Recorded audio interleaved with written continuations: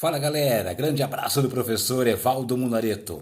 Vamos falar um pouquinho aqui de uma lei muito importante em nossa história, lá do século XIX, a Lei Eusébio de Queiroz. Lei Eusébio de Queiroz que foi aprovada e sancionada no ano de 1850 pelo imperador Dom Pedro II. Essa lei, ela abolia o tráfico negreiro para o Brasil. Atenção, não abolia a escravidão que havia no Brasil, mas a Lei Eusébio de Queiroz terminava com a entrada de africanos para serem escravizados no Brasil. Essa lei foi resultado das pressões da Inglaterra.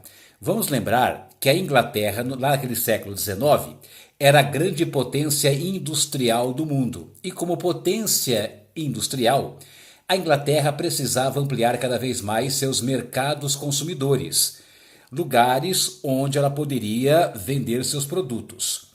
E o Brasil dependia muito economicamente da Inglaterra, porque a Inglaterra era quem emprestava dinheiro ao Brasil e também fazia investimentos em várias áreas no Brasil, como por exemplo ferrovias.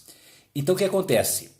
O trabalhador escravo, a pessoa escravizada, não tem salário, obviamente, portanto, não tendo salário, não é um consumidor. A Inglaterra não via com bons olhos a escravidão no Brasil.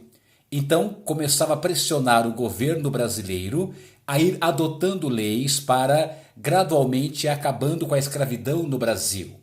Em 1845, portanto 5 anos antes da Lei Eusébio de Queiroz, a Inglaterra aprovou uma lei chamada Bill Aberdeen, uma lei inglesa que autorizava a sua marinha a aprisionar navios negreiros que cruzassem o Atlântico em direção ao Brasil.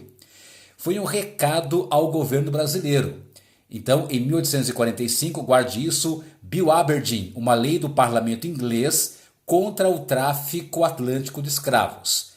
As pressões inglesas foram aumentando até que em 1850, aqui no Brasil, foi aprovada a Lei Eusébio de Queiroz, abolindo, colocando fim ao tráfico negreiro para o Brasil. Então observe que a Lei Eusébio de Queiroz foi resultado de uma pressão política, militar e econômica da Inglaterra sobre o governo brasileiro, beleza? Lei Eusébio de Queiroz, 1850, abolição do tráfico negreiro para o Brasil. Abraços pedagógicos.